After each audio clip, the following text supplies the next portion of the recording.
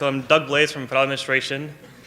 The NTIS and early items from the NTIS, preliminary national tunnel inventory, the NTI tunnel training we were working on, as well as the oversight program for the NTIS, tunnel inspection program.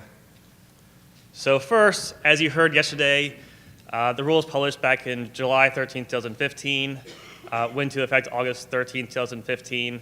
So about a year and a half later now, it's moving on pretty well. I've got some good feedback so far. I'll talk a little more in a little bit. So you saw yesterday the SNTI, the tunneling manual. They were published along with the rule back in 2015. We are working right now now that we've done inspections for about a year and a half and wrapping up here in August hopefully, we're looking for feedback on what things we can do to improve the SNTI coding elements. Are there elements that we kind of missed in this first draft? With the goal of trying to figure out by 2018, 2019, can we get a revised version of these documents out there to go and have an improved document for going in the future? So as part of the process back in 2015, we're getting questions about what is a tunnel. So what do? We go and say, write a memorandum saying that is literally called what is a tunnel memorandum. Just try and clarify what structures would it qualify as a tunnel under the NTIS. So of course, our traditional highway tunnels, a highway going through a mountain, a highway going through under a waterway. We also added there, well, what about our cap tunnels? You place a park over a highway, you place a building over a highway. Well, those also can create tunnels. I believe Seattle has a pretty big one going through I-90, is that correct? And then things that are not tunnels. Railroad bridges. There's a railroad going across a structure. It looks kind of like a tunnel, but it's a railroad bridge. Our rock shed structures, our snow shed structures, they aren't really tunnels. And then this kind of gray area. We've got a road going underneath the highway. The portals itself don't start at the highway above. They extend beyond it, so it's kind of, well, it could be a tunnel, it could be a bridge. It can go either way. So we recognize that there is this gray area. If you have questions, we go and say, talk to your division bridge engineer. They will talk to myself or John Thiel or their BSC as appropriate, and we'll go and help them understand how we feel and then why we feel it should be a tunnel or a bridge. So next one that came out, then we had a couple of failures in our tunnels again. We had a hanger rod. So in 2016, February, we put out a overhead steel structural elements and tunnels memorandum, following 2 incidents, 2 failures. And this is to highlight the emphasis for our reason for doing inspections, to try and make sure that we have these overhead structures that are being inspected and why. In Hawaii, we had a hanger rod fail. Right at the connection, it fractured. Come to find out, it's a material defect that was inherent, and after I think it was 30 or so years, it finally fractured. We went down up there, found one spot, found a few more spots, and said, okay, here's what's happening, here's why. Just metal testing and said it's a metallurgical defect in this material. And then again in Boston, we started to find that we had some cracked nuts. We weren't dropping lights this time, but it did cause them to go through and say, well, do we have more nuts that are cracking? And they found out that there was another issue with with that set of those nuts. And they're also in how they were processed and made that they weren't up to spec what was required. So that got inspected and all been kind of resolved at this point, and they're going through and make sure they're still being inspected and verified and replaced as appropriate. And then we had in our memorandum this past summer in August, inspection of bridges and tunnels on transit highway memorandum. The question came up that, well, what about these structures that are carrying busways and other potential traffic that is not light rail, it's not heavy rail, it's just for buses in the case. And it was determined that, well, the FHWA regulation applies to light rail and heavy rail, not to bus routes. So, but the NTIS, the NBIS themselves do apply to transit highways. So things like there's a section of highway in Philadelphia that is carrying bus traffic that is NBS bridges. There's also a tunnel in Boston, carries the Silver Line connecting downtown to Logan Airport, bus only, and that also applies for NTIS. And then we had a few more questions about load rating of tunnels. When do you load rate tunnels? Well, in this case, there are two instances where you load rate a tunnel. The first one is when you have a slab not on grade within the tunnel. The second one is when you have traffic loads that are going across the top of the tunnel that would affect the tunnel itself. And then we also want to make sure that everybody knows that when you have a tunnel that is running on grade, slab on grade, those don't require a load rating. So you can see here we have a roadway over a roadway, so we have a load rating required for this part here, and then it's planted down here requires a load rating in this section down here as well. So we have two load ratings in this tunnel here. So you can see the section right here, the road is right on that top section, so it requires a load rating in that section of that roof of that tunnel itself. So that came out. Went through the load rating. And the second part was, when do you have to complete the load ratings? Well, load ratings are required to be completed 90 days after the completion of the inspection in which a change condition was occurred.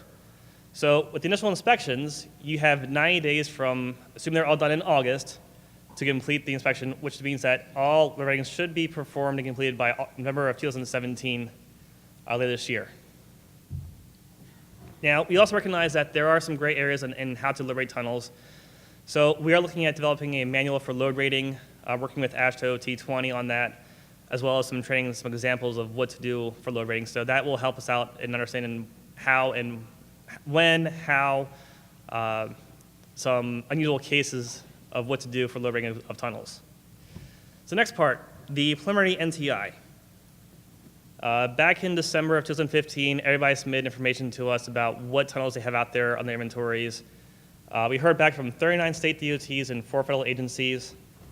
We were told there are 473 tunnels that are on the system. I know we have completed 2 since then.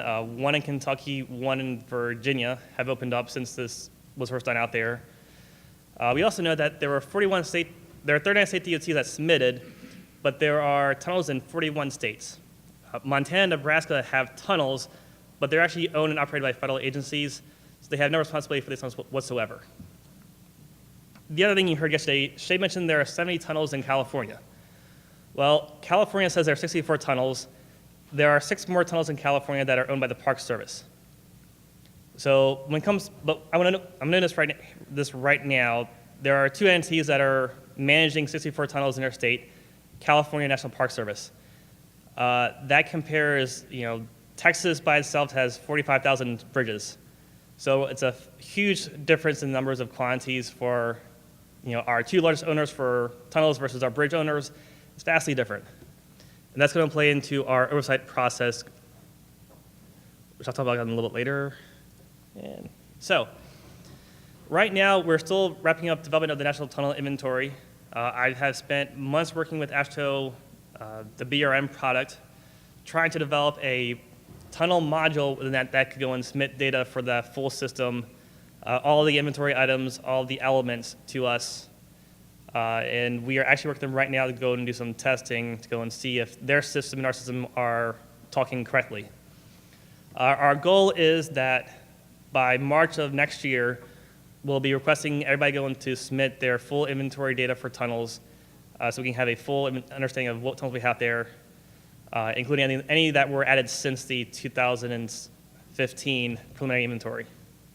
So training. Back in 2015, Rule 1 into effect, we said, okay, well, we want to help every state DOT have at least 1 program manager and 1 inspector to get started on their program. So I actually went out and sponsored 8 courses. We did a regional focus hitting Southwestern, Northwestern, Northeast, Mid-Atlantic, Southeastern, Central, Midwestern, and then Rocky Mountain area. Trying to get everybody in to go get trained. So we hit 46 states. We trained 230 participants in that first 4-month period. Last year, we hosted 20 courses over the course of the year, hosted by several DOTs, several consultants. We went to 13 states. Out of 20, Pennsylvania and Massachusetts hosted 3 times. We trained 512 participants. So we've got 740 people who out there trained in the past, in 2015 to 2016. We've also been in the course 7 times so far this year. So well over 800 people have been trained in tunnel inspection. That's a 2-to-1 ratio for every inspector out there for every tunnel. Okay. So our next step is to work on tunnel refresher training. The regulation requires 18 hours of training every 16-month period. So what we decided to do, we're going to go and do a 2-part training process. So a web-based training portion of 4 hours. That's going to discuss the regulation, safety features, as well as the element types, just what is an element. Followed by an instructor-led portion of 15 hours, which goes more into procedures, safety, and then more to the condition state side for the elements. Well, 4 plus 15 is 19 hours, so we want to make sure that we have enough hours to go and get 18 guaranteed to be covered. When we go to pilot this, this here later this next month, that 18-hour, the 19-hour target might become 18 hours, so we just want a little buffer. The other thing we're doing, we're trying to incorporate new information. We have learned things since we did the tunnel training course back in 2014 initially. We've had more incidences. We've learned more about rock fall within tunnels as well, and we're adding this information there. We're adding in information on the RO6G Sharp 2 project about tunnel NDE testing. So we're trying to make sure we incorporate these new technologies, this more up-to-date information into our courses. So the last part here is the oversight program. Everybody has heard the 23 metrics for bridge inspection. Well, for tunnels, it's a different regulation. We have different rules, different requirements. Our numbers are a lot different. We have 473 tunnels versus 600,000 bridges. We have states that have no tunnels. So it's a lot different. So what we did, we pulled it together saying, okay, headquarters, our resource center component, we have federal lands highways involved in as well, and then we asked 3 division offices. Massachusetts, who has a very complex tunnel, Michigan, who has a very small population of tunnels, and Colorado, who has a large population of both simple and complex tunnels. Just trying to get a broad perspective of how it might impact our division offices as well as our state DOT counterparts, see what we can do differently from the bridge to make sure it actually works for what our tunnel population looks like. So again, 15 metrics. It follows regulation. So we have organization, qualification personnel, program manager, team leader qualifications, intervals, just routine, and then for our case, we don't have practical, we don't have unaware inspections, so we just have one for damage in-depth and special inspection procedures. And our big portion here is procedures. The regulation is heavy on procedures. We want to make sure we have quality inspections. We want to make sure they have procedures developed for how to inspect those tunnels, how to get in there, traffic control, what components are being inspected, how often, how do you access those components. So it's heavy emphasis on the procedures themselves. We also have this thing called functional system testing. So outside of that 2-year window for inspections, for routine inspections, you have maintenance crews who are going in and testing fans, testing electrical components. So we want to make sure those are being documented as well, how they might impact your ratings for condition states of elements. So it's a whole broad process. And then we have our load rating. If you have to go and post or restrict for loads under your tunnels or above your tunnels, our remaining tunnel files. Is there a QC QA plan for your state DOT's program? And then is there a critical finding process? The regulation requires that the state DOT notify federal highways within 24 hours after any critical finding is identified. So we make sure that that's occurring, that we're getting told, because we do get questions in DC saying, what happened to this tunnel? Why is it closed down? Why did this fall down? And we will make sure that when we talk to a state DOT or to the public through reporters and whatnot, that we go and say, well, here's what happened, and refer back to the appropriate state DOT with enough information that they're not looking at us like we don't know what we're talking about. The last part is the inventory. Just like Bridge, we have 2 parts, the prepare and maintain, as well as the updating of data in the inventory. So here's an example of what we have on there for our criteria. You can see it follows organization, says there's going to be You have an organization to inspect. It has defined roles, responsibilities. If you're delegating responsibility to a local agency, it's documented. And that you have a qualified program manager who can run the organization itself. And I want to notice here that, well, as I mentioned before, we have 39 state DOTs that have tunnels, or state DOTs as well as DC and Puerto Rico. Well, that means that there are 15 states that don't have tunnel responsibility at all. So we said here, we'll have 5 compliance levels initially. You're compliant, special compliance, non-compliance, conditional compliance, and then not applicable. So if your state has no tunnels, then that would be a non-compliant or a not applicable state. So your division officer says we're not applicable, and from then on, they're done. For everybody else, you're into one of those 4 categories. So here's our program manager. It follows regulation. There are a couple ways to qualify. PE, 10 years experience, have taken the 1-week course and passed. The other part is you've taken that 18 hours of training every 16-month period.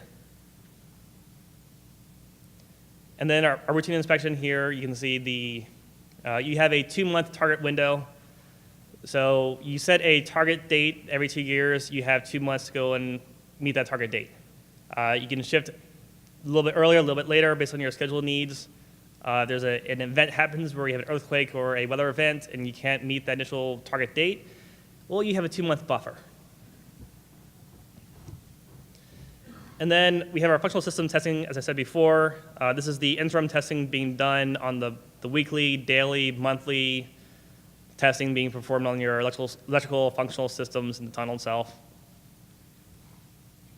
And then in this case here, you see we also have the not applicable. So if you only have simple tunnels, you don't have lighting, you don't have fans or drainage going on, well, it doesn't apply.